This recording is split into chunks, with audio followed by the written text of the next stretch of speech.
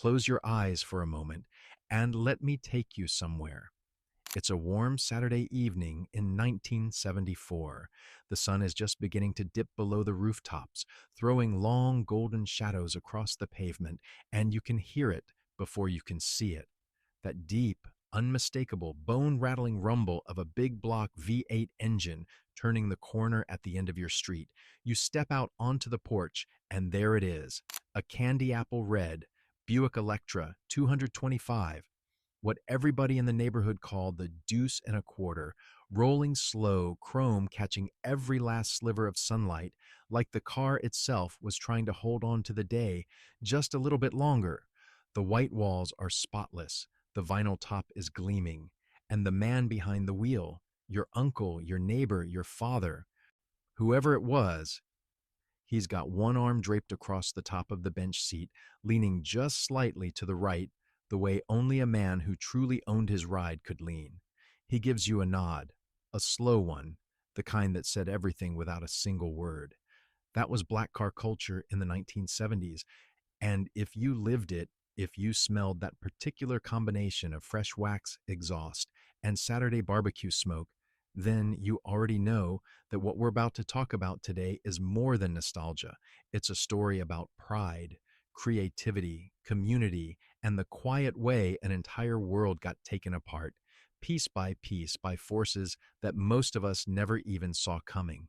So let's talk about what made it special, what made it matter, and the law that changed everything. Now, to understand what black car culture meant in the 1970s, you first have to understand what the car itself represented. For black men in America during that decade, the automobile was not simply a mode of transportation. It was not just a way to get to work in the morning or pick up groceries on Sunday afternoon. The car, in the fullest and deepest sense of the word, was a declaration.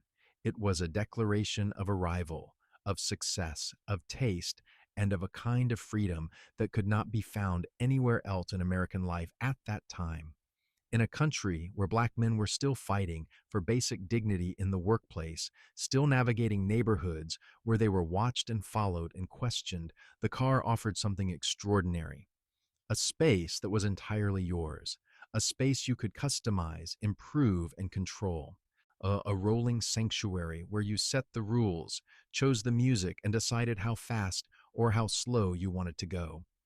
And the cars themselves, Lord, the cars, the Deuce and a quarter, the Cadillac Coupe de Ville, the Lincoln Continental, the Oldsmobile 98, the Chevrolet Caprice, the Pontiac Bonneville, the Monte Carlo, the Eldorado, the Impala, the Delta 88, the Chrysler New Yorker, the Ford LTD. These were not delicate machines. These were rolling monuments of American engineering. Massive, confident automobiles with bench seats wide enough for three grown men to sit shoulder to shoulder, trunks deep enough to hold a week's worth of luggage with room to spare, and big V8 engines under the hood that produced a sound you could feel in your chest from half a block away. The Buick Electra 225 earned its legendary nickname because the car measured 225 inches from bumper to bumper. That is nearly 19 feet of automobile. And under the hood sat a 455 cubic inch V8 that, in its best years, was putting out 370 horsepower. These were machines that commanded attention simply by existing. But here's what separated black car culture from everything else happening in America at the same time. It was never enough to simply own the car. You had to make it yours. Brothers in the 1970s took stock vehicles straight off the dealership lot and transformed them into rolling works of art. And custom paint jobs were the calling card, candy apple reds so deep you could lose yourself staring at them, metallic greens that shifted color in the sunlight, midnight blues that looked black until the light hit them just right. Pinstripes were laid down by hand with the kind of precision that would make a surgeon envious. Chrome trim was polished until it reflected the world like a funhouse mirror. White wall tires were scrubbed until they practically glowed. Wire wheels replaced factory hubcaps, adding a flash of elegance that turned every slow roll through the neighborhood into a procession. Interiors were just as important as exteriors. Crushed velvet seat covers replaced factory cloth. steering wheel covers, dashboard ornaments, dice on the mirror. Every detail was a personal choice, a statement of individual style. And then there were the sound systems. Long before factories started offering premium audio packages, black men in the 70s were engineering their own sonic experiences.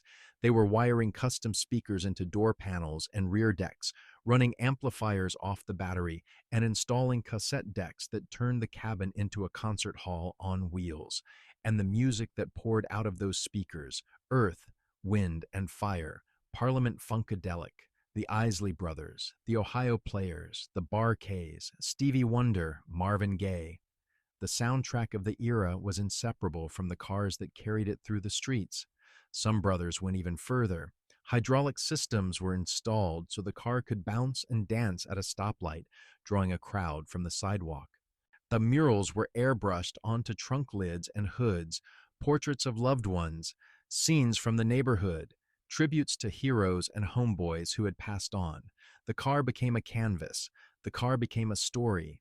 The car became a way to tell the world exactly who you were and where you came from without ever having to open your mouth. And where did all these beautiful machines go to be seen? Every city had its own answer, its own version of what people called the Strip, the boulevard where you went on a Friday or Saturday night to cruise, to show what you'd built, and to be part of something bigger than yourself. In Los Angeles, that boulevard was Crenshaw. By the early 1970s, the Crenshaw district had become one of the largest and most vibrant African American communities in the entire western United States. Crenshaw Boulevard was the cultural spine of Black Los Angeles, and on weekend nights, it came alive with the sound of engines, the flash of chrome, and the deep bass of funk music pouring out of car windows. In Detroit, the Strip was Woodward Avenue. In Chicago, it was Stony Island. In New York, it was Jamaica Avenue. The geography changed, but the ritual was the same. Cruising was not aimless driving. Cruising was community in motion. You rolled slow enough to talk to people on the sidewalk, slow enough to let the folks in the car next to you admire your paint job, slow enough to hear your neighbor's sound system and nod your approval. You'd pull into a parking lot and a dozen other rides would be there already, hoods up, trunks open, brothers talking about engines and paint, about what they were planning next. Car clubs formed around these gatherings. Organizations like the Majestics, the Outlaw Car Club, and countless neighborhood crews that gave young men something to belong to. These clubs had their own colors, their own rules, their own hierarchy, and their own deep sense of loyalty. They were fraternities built around a shared love of automobiles, and they provided mentorship, structure, and brotherhood in communities where those things were desperately needed and often in short supply.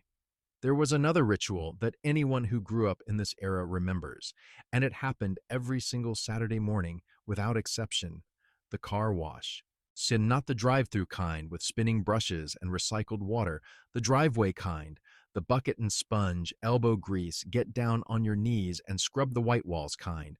Fathers and sons, uncles and nephews, neighbors and friends, everyone out in the driveway in the morning sun with a garden hose, a chamois cloth, and a tin of paste wax. The Saturday car wash was where a boy learned how to care for something, how to take pride in something, how to pay attention to details. It was where you learned the difference between a cheap wax and a good one, how to buff a scratch out of clear coat, how to make chrome sing. But it was also more than that. It was time, it was conversation, it was stories about the old days, advice about the future, and the quiet transfer of knowledge from one generation to the next. The Saturday Car Wash was, in its own understated way, one of the most important institutions in the Black community. So, what happened? How did all of this, the creativity, the community, the pride, the sheer joy of the thing, start to disappear? The answer begins with a single piece of legislation: the Clean Air Act of 1970, signed into law by President Richard Nixon on the very last day of December in that year. The Clean Air Act was a sweeping piece of environmental legislation that mandated a 90% reduction in automobile emissions by the 1975 model year. On paper, the law was about protecting public health. And there is no honest argument against cleaner air. American cities in the late 1960s were choking under blankets of smog so thick that, in places like Los Angeles, you could taste the air. Something had to be done. But the way the law was implemented sent shockwaves through the American automotive industry. And those shockwaves hit black car culture with a force that nobody anticipated. The most immediate and visible change was the catalytic converter. Starting with the 1975 model year, the Environmental Protection Agency required all new gasoline-powered vehicles to be equipped with catalytic converters, emission control devices that converted toxic exhaust gases into less harmful substances. But catalytic converters could not function if they came into contact with leaded gasoline. The lead destroyed the catalyst. So, almost overnight, the entire fuel infrastructure of the country had to shift from leaded to unleaded gasoline. And unleaded fuel had a lower octane rating, which meant that engines could no longer run the high compression ratios that had made them so powerful. Automakers were forced to detune their engines dramatically. The numbers tell the story better than words ever could. Pontiac's legendary 455 cubic inch VW8, which produced 310 net horsepower in 1973, was producing just 200 horsepower by 1976. In 3 years, that engine lost more than a third of its power, not because the engineering got worse, but because the regulations demanded it. Alongside the catalytic converter came exhaust gas recirculation valves, secondary air injection systems, and a growing web of emissions control hardware that made engines more complicated, less powerful, and significantly harder for ordinary people to work on. And this is where the damage to black car culture became most personal. For decades, black men had relied on their own mechanical skills and the skills of their neighbors, their uncles, their friends down the street, to keep their cars running, to modify them, to make them better. The backyard mechanic, the shade tree mechanic, the brother who could rebuild a carburetor on a Saturday afternoon. These men were the backbone of the culture, but the new emission systems required specialized diagnostic equipment, new tools, and technical knowledge that had never been necessary before. Computerized engine management systems began appearing in the late 70s, the age of simply popping the hood, pulling the carburetor, and swapping in something bigger was coming to a close. The garage, which had been a classroom and a gathering place, all was becoming obsolete. The Clean Air Act alone might not have been enough to destroy what black men had built, but it did not arrive alone. In October of 1973, the Organization of Arab Petroleum Exporting Countries imposed an oil embargo on the United States in response to American support for Israel during the Yom Kippur War. Gasoline prices, which had been hovering around 30 cents a gallon, shot up to well over $1, a fourfold increase that sent shockwaves through every household in America. For the owners of big block V8 cars that were getting 7 to 13 miles per gallon, the math became brutal almost overnight. Filling a 20-gallon tank, which had once cost $6, now costs $24, the equivalent of roughly $160 in today's money. People who loved their big cars suddenly could not afford to drive them. Then came the insurance companies. Insurers like State Farm announced surcharges of 25% on annual premiums for vehicles rated at over 300 horsepower. And insurance pricing increasingly relied on zip codes, a practice that, whether intentional or not, disproportionately affected black neighborhoods. The cost of owning, insuring, and fueling the very cars that defined the culture was climbing beyond reach. And then the cities themselves turned hostile. Starting in the late 1970s, municipalities across the country began passing anti-cruising ordinances, laws that made it illegal to drive past a designated checkpoint more than a certain number of times within a given period. In 1982, the California state legislature passed a law explicitly giving cities the authority to shut down streets being used for cruising, citing traffic congestion, wasted energy resources, air pollution, and noise. Barricades went up on Whittier Boulevard. Police checkpoints appeared on Van Nuys Boulevard. Crenshaw saw crackdowns through the 80s and 90s. Parking lots were closed after dark. Gathering was discouraged, dispersed, and eventually criminalized. The boulevard, which had been the stage, was turned into a gauntlet. What disappeared was not just a collection of beautiful automobiles, though those were lost too.